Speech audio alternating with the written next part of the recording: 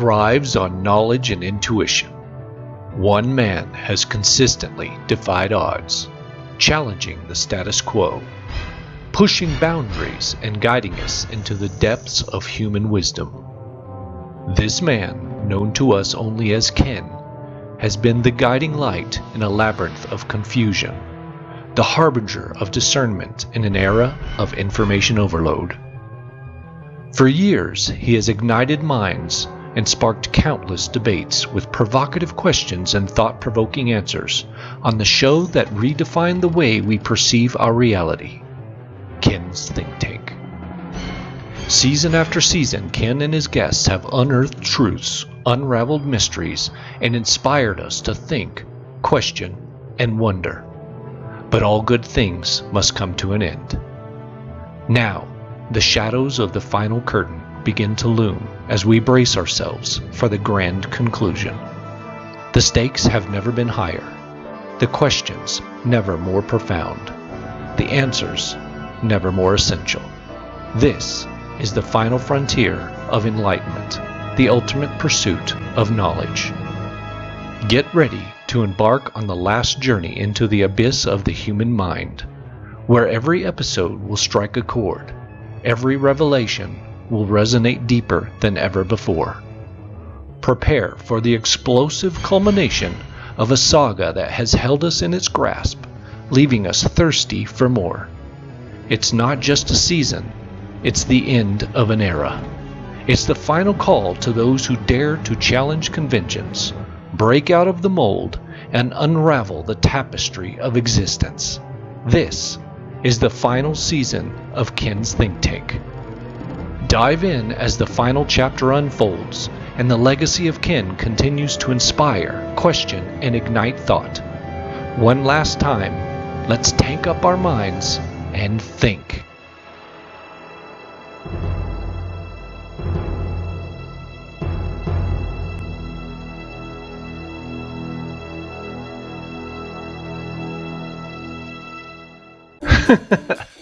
Okay, let's lighten it up a bit. That was a bit dramatic. Yes, this is the last season of Ken's Think Tank. This project began as an idea, an old GoPro camera and a headphone boom mic taped to the roof of my truck. It quickly evolved into a full production with a lot of really cool guests. But the world keeps spinning and changing, and we must change with it. Ken Collins Marketing, the parent company to Ken's Think Tank, has outgrown the show. While it has been one of the most fun things I've ever done, after 7 years, it's time to end on a high note. This is one of the 10 final episodes. I've reached back through my collection and pulled out 10 episodes to feature in no particular order. Can you guess who will be featured in our final episode when the series ends in late October? Comment below and let me know your guess. First up from Season 2, Episode 4, Mario Bernardoni. I became quick friends with Mario through shared backgrounds and absolutely had to put him on the show. Though this episode was shot 5 years ago, to this day it gets daily views. I laughed more with Mario than with any other guest. Enjoy.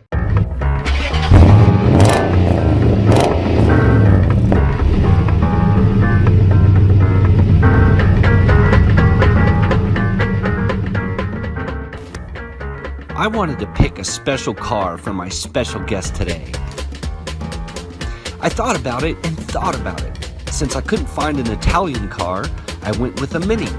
It's European, it has way more packed into it than you think. It's fast, it's fun, it has a lot of heart, and it will definitely put a smile on your face, just like Mario. I've known Mario Bernardoni since he opened his first restaurant on the west side of Farmington many years ago. We've talked some since then, but we've never had the chance to really sit down and chat it out. He's busy, I'm busy, but the time has come. I want to find out what causes a structural engineer from Massachusetts to move to Farmington, New Mexico and open an Italian restaurant. What path in life leads to that decision? I'm so glad he did, because I love his food and his company. There are lots of things I want to know, but mostly I just want to know what happens when you stuff two highly caffeinated, somewhat crazy men into a tiny car all morning. That has to produce some laughs. Something good's on the menu here. Want to see how it goes? Come along for the ride in Ken's Tank. So we ready? Ready? So we just picked you up from your restaurant. Yes. It is called, I'm pronouncing this correctly, right? Is it Trattoria? Trattoria, actually. Trattoria. Yeah, Trattoria is Okay. the Italian pronunciation. Yeah, I do say Trattoria. Okay. Trattoria. Sometimes I mix it up. Okay. Trattoria di Bernardone. Perfect. Hi. How are you? Good. How are you? Good. What can I do for you? What would you like? I'm gonna have a double espresso. Double espresso. Okay, anything else? And I'm going to do a mocha. Mocha, what size? 16, no whipped cream. You want me to pay for this, Kevin? No, I got it. All right, well, You're my you guest. cover this and then we'll go to lunch at my place. I know a good place. Oh my God. I don't know, we just botched the whole thing. Getting the coffee. Wait, is that the theme of the show? Like you know, I don't know how you use it. Like elves, they could probably work these things. Shoot, I'm in trouble. This whole setup is magic. Why am I in a car getting a coffee? This is out of my routine. I'm still ready for another double espresso. It actually slows me down. Double espresso. I don't want to go to sleep. Exactly. You were born and raised in Massachusetts. Yes. Italians that immigrated into the United States, they came into New York. Right. And then the overflow went north and south from there. And my grandfather, when he came over in 1910, had a job opportunity, and that put him a couple hours north of New York City. Cool. And so that's how we settled in Massachusetts. My grandparents, were born in Italy, and a lot of my father's sisters and brothers were born in Italy, but my father was born in New York City. He was the sixth of seven in the family, so he was born in America. Of course, he grew up speaking Italian to the degree that he felt left out in America. He wanted to become Americanized very quickly. Right. So he would go home and say, "Hey, Ma, why we don't have hot dogs and hamburgers like everybody else?" Yeah. And so, he had when he was young, he wanted to become American, and when he was older, he treasured his Italian roots. And so I felt that connection. I think that's normal. I think when you're a kid, one of the most important things for you is to fit in. And so if you're living in America, you don't know anything about tradition and roots and all that kind of thing. You just want to fit in. You want to be like your friends, like the people that you're hanging out with. And then once you become an adult, you realize the importance of those roots and the heritage, and the traditions, and all that. So that's exactly true. My grandparents, they lived in America for 60 or 70 years before they passed away, and never spoke English. They lived in their own little Italian community, and they lived like they did in Italy. Right. They did the same things. They farmed, they raised animals, and they supported the family very simply. huge family. Yes. And all living on the same, maybe not all, but many of them living on the same street. Yeah, that was a blessing. I thought everybody grew up that way, but Right. I had 4 uncles and 3 aunts on the same street, and all of their families. We had houses one after the other. My grandfather had bought parcels of land, and he set up each of his sons in a house, and so all my cousins grew up on the same street. And that was tremendous, because I could walk to my grandmother's house or any of my aunt's houses, and it really explains my body shape. I'll never be skinny, because every time I went into the house, any of my relatives, manja, they pinch my cheek. You're getting too skinny. Your mother doesn't feed you at home. All these kind of things. Like, no, my mother said don't eat anything when you go to your aunt's house. No, it was an insult. It was like, you had to eat something. Have to. So I learned that was how they expressed their love, and why we believe in that to this day. Oh, that is awesome. Your dad was a contractor? Yes. And ran a restaurant as well with your godfather? With my godfather, my grandfather was a stonemason. I got to go back to him because all the three boys grew up laying stone and building fireplaces and walls and these kind of things. And then my uncle, who was my godfather, you know, he was always looking for an easy way out. He thought cooking, and that's what he enjoyed doing, and so he gravitated towards being in a kitchen. I think from his military experience, he was probably a cook in the military. And so they opened up a restaurant when I was around 10 years old. My father, you know, got into this thing, and the whole family did. They all pulled together and made their own pasta, and by hand. It wasn't, you know, like my restaurant, we use machinery, but you know, they did everything by hand. So it was quite an experience. That's awesome.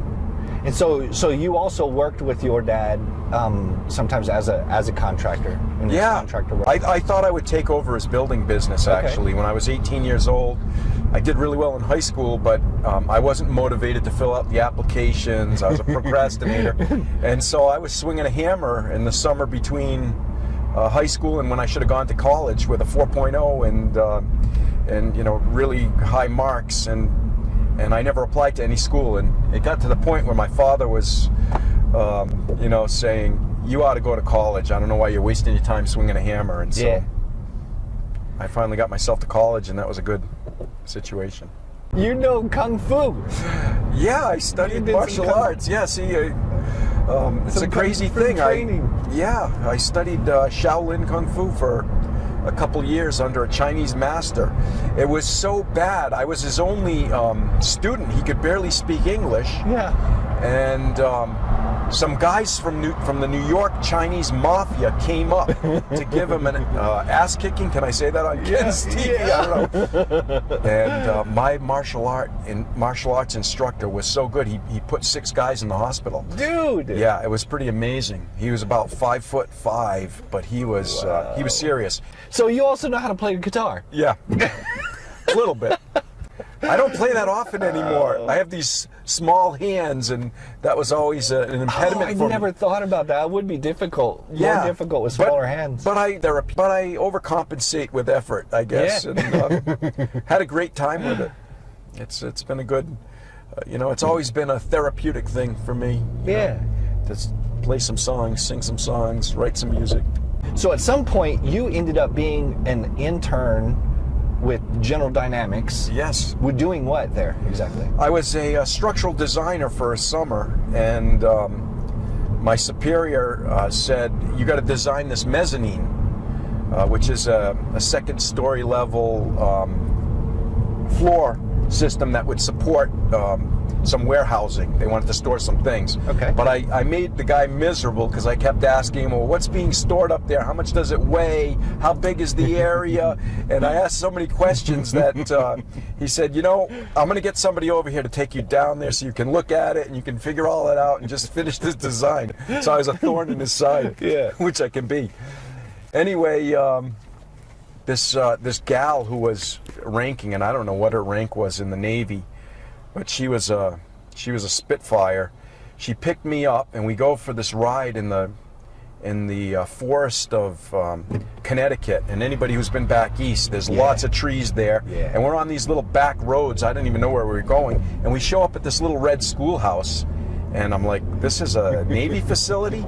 But then we go in past the gate, and she had to use all her credentials to get through the doors. It was like, get smart. I didn't know where I was going. I'm down 2 floors, and this thing opens up underground, and I'm in this room where the Seawolf 2 prototype is.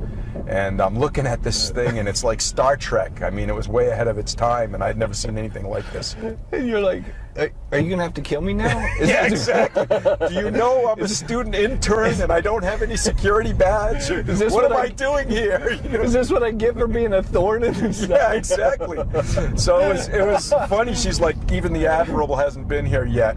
So were you doing that while you were in college? Yeah, when I was getting my master's degree, I worked for a summer for General Dynamics. So you were at, you got your master's from the University of Rhode Island. Yeah, that's kind of strange because when the chair of the department ran into me and when I was taking a summer course, he said, "Hey, Bernardone, you want to get your master's degree? And I thought he was talking to the wrong guy because I had plodded through my undergraduate degree with some, I didn't do real well in the first few years. I didn't know how to study. And then I did really well my last couple years. And they saw some potential in me, which I didn't see in myself. And so when they asked me to get a master's degree, I thought, either everyone else had refused or they made a mistake. and so I accepted. I didn't have a job, and I became a teaching assistant. It was really, really tremendous to go through that. You went to California in, what, 89? I went in 90, let me see, it would have been 91. Oh, okay. Yeah, the California Department of Transportation was recruiting engineers across the whole country. I think they hired 900 engineers in 1 year, a couple years after the Loma Prieta earthquake, where the Bay Bridge, a span had collapsed. Right during the World Series, if people remember watching San Francisco Giants playing against the Oakland Athletics. That World Series, there was an earthquake. Anyway, they hired 300 engineers from the state of California and 600 from across the country. They were looking for advanced degrees. And when they came on campus at the University of Rhode Island, I signed up, and I was lucky enough to get a job. I was working at a Rhode Island Department of Transportation at the time, and they did like a consultant overview job, and that wasn't attractive to me. I wanted to be a designer, so when Caltrans came on board, I signed up. So for the state of California, I worked as a bridge engineer designing bridges, and then I also got a chance to maintain bridges and inspect the construction of new structures. Right. It was great. But for me, in my self-interested self, I said, hey, I got a chance to go surfing. Right. I'll work for Caltrans. I can surf the California waters. So that's why I really took the job. So contracting, engineer, all this stuff, kung fu, playing a guitar, and you're like, why not surfing too, man? I just keep adding to the resume. Yeah, I have a problem. No doubt. I don't know what I'm supposed to be. That's called living life, man. Yeah. That's exactly what that is. But it was also pretty fateful going to California. That's where you met Laura. Yes. So how did that come about? And for people that don't know, Laura is your wife. Yeah. 23 years now? Laura's my wife for 23 years. Nice. We have nine children together. So we better make it work, right? But yeah, Laura is the best part of my life. I met her in a prayer group. I decided to, curtail on my wild lifestyle. I was riding a motorcycle and, living life large, and decided to slow down a little bit. And I joined a prayer group, and I met my wife. And, it was an experience where, it was an epiphany, I guess. Yeah. That this was the girl for me, and there would be no other. And so, I was happy that she could see through my many faults. Those are the ones that you end up with. Yes. The ones that see through your faults. Exactly. I guess that your faults don't define you. Exactly right. That's a good way to put it, Ken. You're so positive. They're the flavor. They're the spices. The enhancement. Yes. That makes me who I am. We're all just a hunk of meat. We've got to add spices to that, and that's what makes us who we are. That's the flavor. That's the flavor.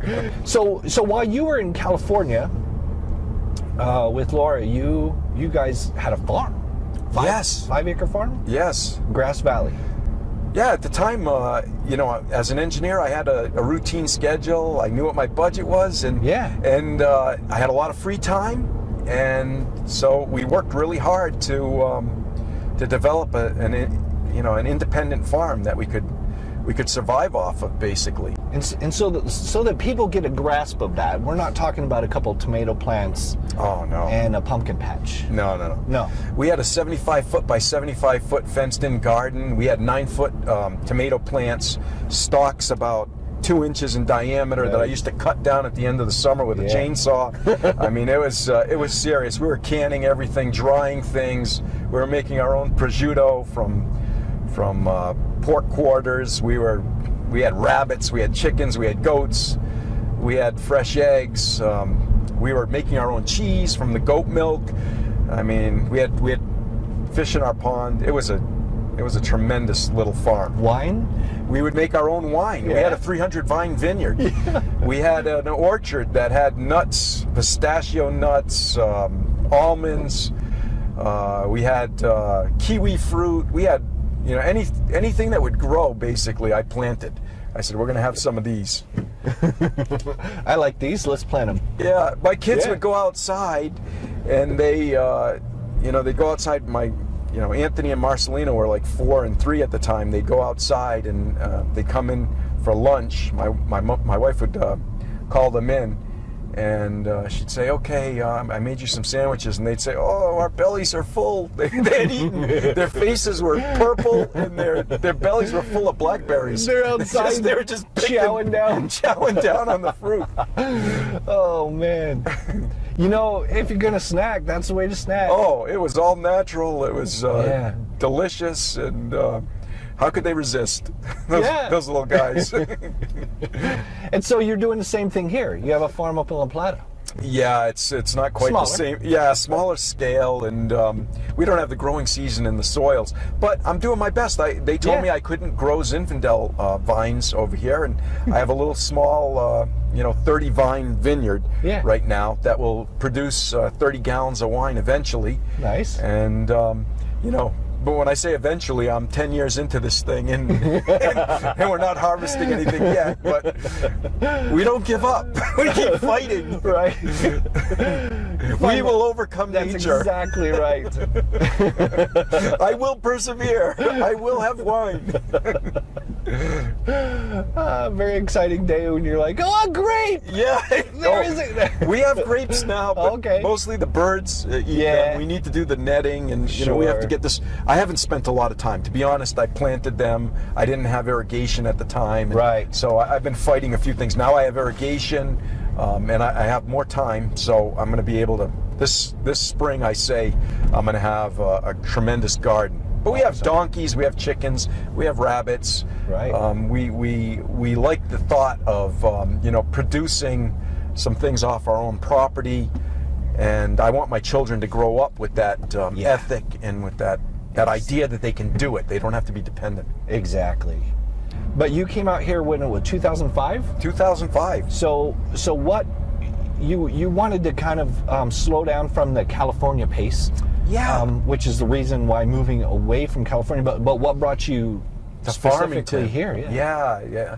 We had 4 children, and we had decided, as beautiful as California is, the geography is amazing, and our farm was incredible. I wish I could have just cut the top of that knoll off, haul it out here, and captured that weather. But for us, raising a simple family, we wanted a simple town to match who we were, and we didn't know about New Mexico. We didn't, when we first moved here, our in-laws and our relatives are saying, "What language do they speak in New Mexico?" Right. And we're like, "Hey, if we have to learn Spanish, we're going to do whatever we have to do." That's a typical East Coast viewpoint of New Mexico. Yeah. Where is New Mexico? Is that? Do you have your passport? Yeah. But what happened was we knew some people in California that moved back home to Farmington. Okay. Which is, I've heard that story about 1,000 times now, where people leave, they discover the big city, and then they come right back to Farmington. Right. The people in this town should be very proud about where they are, because this is a special town in the United States of America. I've lived on the East Coast in Massachusetts, Rhode Island. I've lived in California. I've traveled across the whole country through my years, and I love Farmington because of its simplicity, the fabric of the community here. Yeah. And I know you feel the same way, Ken. When we've talked, you're a lightning rod in the community, but you could live anywhere. But why do you choose to live here?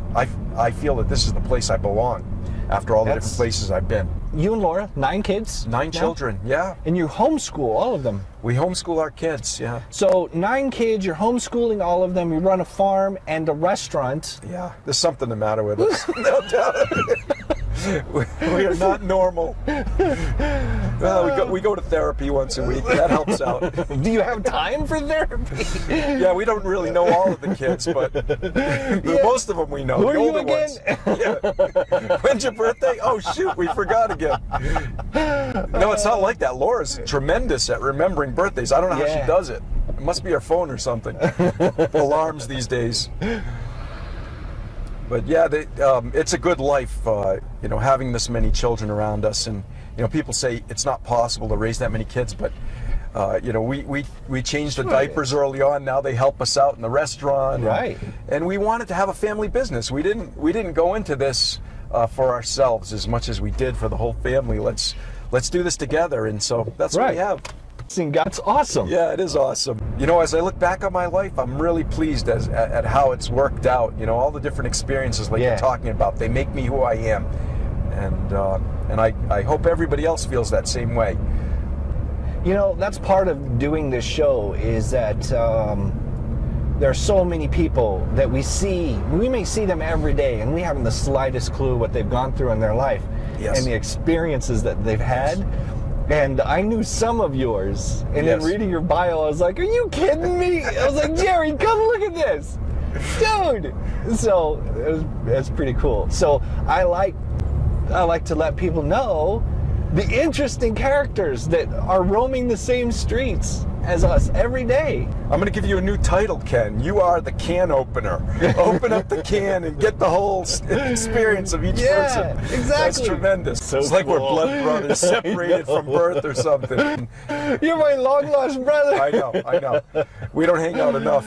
It's awesome. I really like who you are as a person, and just a super interesting guy, and I found out even more interesting than I already thought.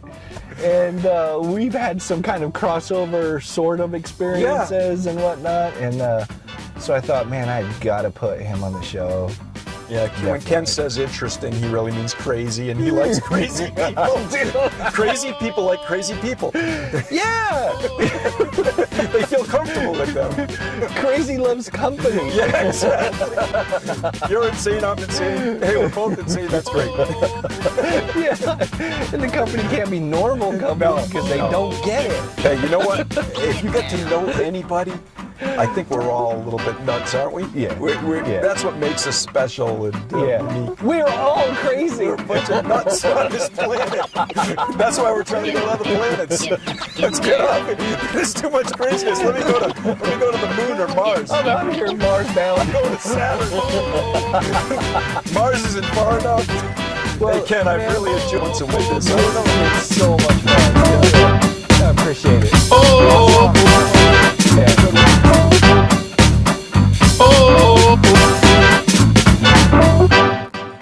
Ken's Think Tank is made possible with help from these fine sponsors. Basin Home Health and Hospice, keeping you healthy, happy, and home since 1992. Durango Joe's, with a smile, a warm greeting, and a great cup of coffee. Farmington RV Sales and Service, serving the Four Corners since 1959.